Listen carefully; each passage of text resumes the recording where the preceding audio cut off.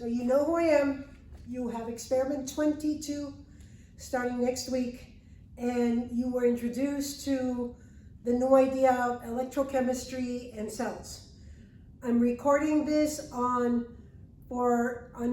April of 2025. I was teaching one of the lectures. Dr. Mujica's teaching one of the lectures. I already did this in my lecture, but I know that it's likely she hasn't yet, and you guys have a test on Monday. So we're going to walk through this so you get a general idea of what you're doing in lab, okay? And actually, data collection for experiment 22 is relatively simple. And actually, the analysis of electrochemistry calculations are a lot easier, in my opinion, than acid-base problems, all right? So in Chem 1A, you did redox reactions, right? I took an example of a redox reaction here. If you put copper metal in silver ion solution, which has to come like in silver nitrate or some sort of neutral molecule, there is a drive for silver to become silver metal, and copper is willing to become copper +2. You did experiment 5 in Chem 1A. You constructed an activity series, and we determined that silver was the least reactive metal we used in that lab. And so he is the one that wants to be made, all right? Whereas, say, copper, not the most reactive of metals. However, silver wants the electrons more than copper, so silver has to, copper gives away his electrons. So this is a redox reaction. One is an oxidation, one is a reduction. To be able to balance it, we have to multiply by 2 because you can't create nor destroy electrons. You can only transfer them between the two compounds, right? And so when we add these two up, we get a balanced reaction with no electrons left over on either side. This has electrons. These electrons are flowing within the solution. Electrons is electricity. And so maybe we can come up with a way of designing this so that we can get electricity out of a chemical reaction. That is what we call electrochemistry. That is the principle behind batteries, all right? So I just have to design this well, and I can get electrons I can make electrons come out of here, of this beaker, I guess, and create electricity. Again, this is exactly what your batteries do. There are chemical reactions inside them going on, and they're built in such a way that the electrons can leave, and you're able to then power something. And with time, the battery ceases to work, right? So our first idea, you're going, keep it simple and see if that works, would be, hey, I find a solution of silver ions, I put a piece of copper metal in there, I put a wire, and hopefully electrons will fly out of there, and I have electricity. If you are a little familiar with circuits, it'll have a little physics, you realize that this is not a closed circuit, this isn't going to work. And even if you had, for lack of a better word, a closed circuit in some way, you would not get the electrons to leave, because why would they have to leave? The silver's right here, the copper's right here. What would happen is some copper ions would go into solution and some silver metal would coat this, and the electrons would get transferred within them, and then what the heck? You don't get electricity out. So how do we design this so that electricity can come out of the beakers? And again, we are designing with beakers so that we understand electrochemistry, but after that, to make batteries, then the packaging has to change, but the principle remains the same, okay? Actually, I believe if you go to the Museum of Railroads in Sacramento and you look at the telegraph office, you will see that they have 2 containers with a blue solution. That was a way they generated electricity for the telegraph in the, for lack of a better word, olden days, okay? So hopefully you agree that I can't keep these 2 guys in the same beaker, right? If not, then electricity is not coming out of the beaker. So I can imagine myself, I have more colors here, so let's see if I can get more colors. with a piece of copper here, right? And again, these I'm drawing by hand, so I'm going to write Cu here. And then that takes care of the copper I need there. And then I'll put a solution of silver ion here, all right? So I'm going to start by writing the silver ion. But recall, I can't get a bottle in lab that only has a positive ion and no negative ion. So I need to put a solution of some sort in there. And I need to make sure that the other ion does not interfere with this process. I also have to put something in there that is soluble in water, or then I don't have free silver ions, right? So one of our solubility rules, it says that almost all nitrates are soluble. So I'm going to do silver nitrate. In addition, all right, because we have already seen that changing concentrations can affect things, we don't want to manipulate the concentration yet.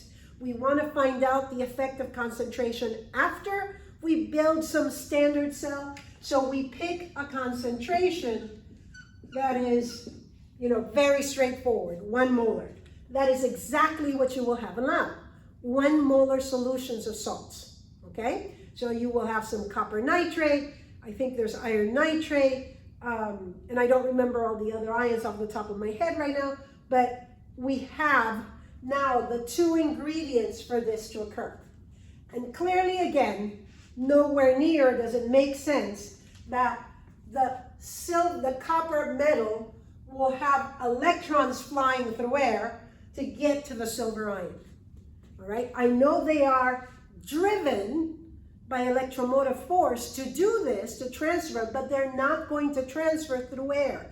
Air doesn't allow for the flow of electrons, right? Air is not a good conductor of electricity. Fantastic. Then now I have to figure out what I can do here, okay? Notice that the copper, to do his thing, he has to make copper ions. There's no way copper ions are going to go into the gas phase.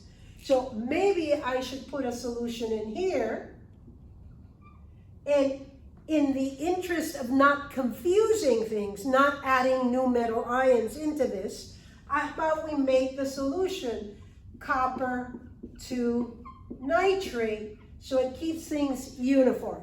And to keep things uniform, we'll also make it 1 molar. Okay? Fantastic. So now I have copper solution in there. I'm still not seeing a closed circuit and the way electrons could flow. Now, I think we can all agree that metals conduct electricity. So to get the electrons over here, I am going to need a piece of metal.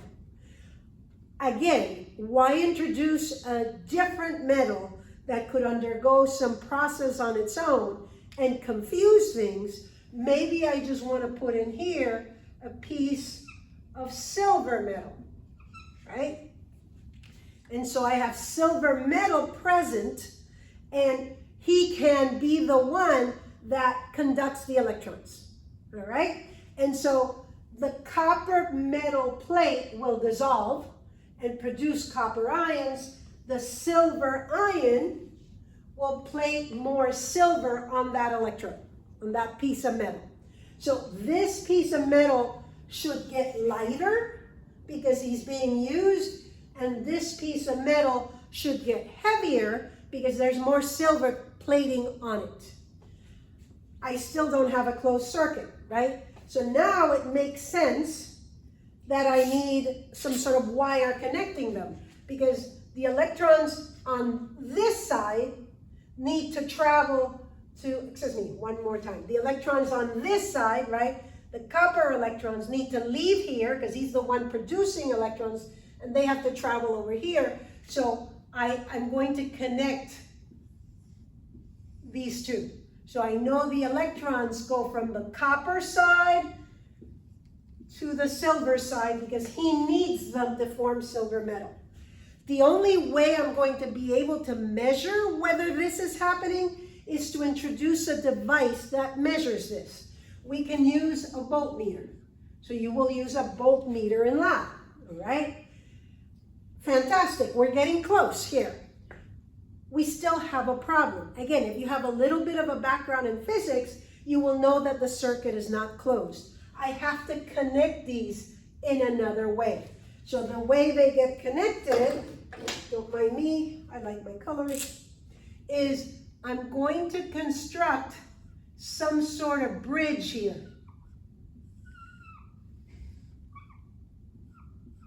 It has to be touching the solution. This thing is called the salt bridge. You will be getting one of those in experiment 22. This bridge has gel, like a gelatin in it, okay? But instead of having made the gelatin with just water, in this case, it'll probably have been made with maybe ammonium chloride or something like that. I would not pick chloride for this system myself, but yours is probably made out of chloride. I would probably pick ammonium nitrate for this system so that my nitrates stay the same. The reason I wouldn't pick chloride for this system is because silver likes to form an insoluble salt with chloride, and it would mess things up, okay? So that's what's in there. So I have, for the best way to draw it would be I have free NH4 ions, and I have some NO3 minus ions, all right? The flow of charged ions is also a way of transporting electricity, sort of. And so, or electric current, that might be the better word to use. So if you notice in this cell, we are going to be making, I ran out of colors. We're going to be making copper ions. So the ion that should leach out of here to keep things neutral is NO3 minus. And in this side, okay, we are getting rid of silver ions, so we're plating some silver here. So we're left with excess nitrate ions because the silver ion turned into silver metal. So it makes sense that what leaches out of here is some nitrate ions, some ammonium ions. Has to be the positive guy, right? Some ammonium ions to cancel out the fact that you have lost positive charge. So your salt bridge not only closes the circuit,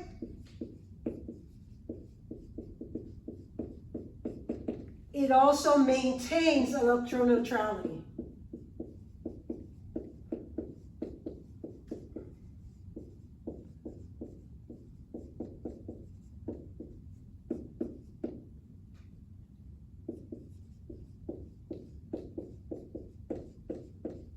Okay, so as when you set up your cells, one cell will have an ion, a metal ion solution, and its corresponding metal.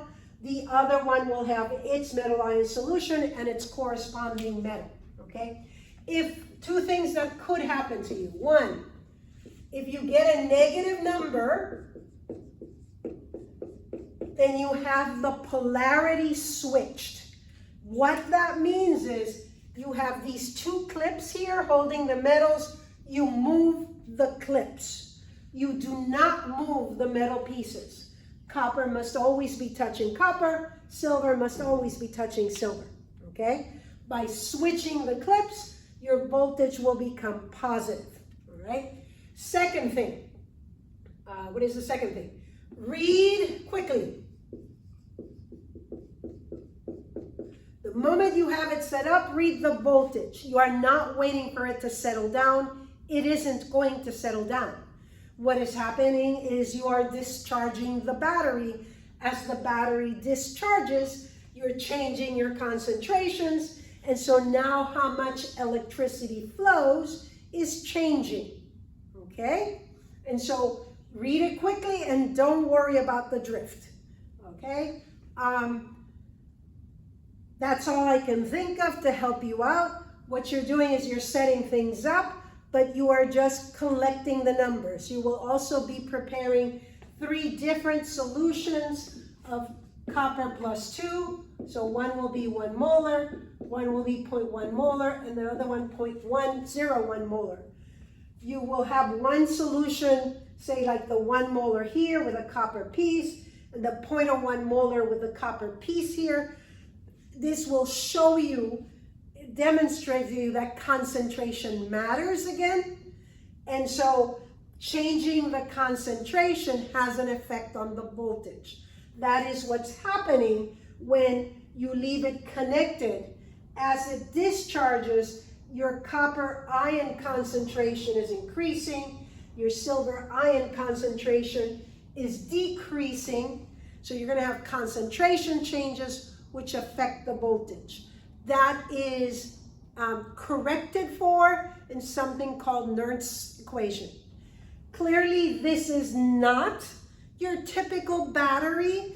This is the fundamentals for batteries. Once you start noticing the limitations, the issues, you then start packaging, deciding how to put together the materials in a different way.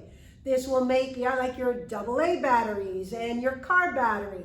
So all the batteries that you know that you use, their foundations are electrochemistry, which builds from redox reactions.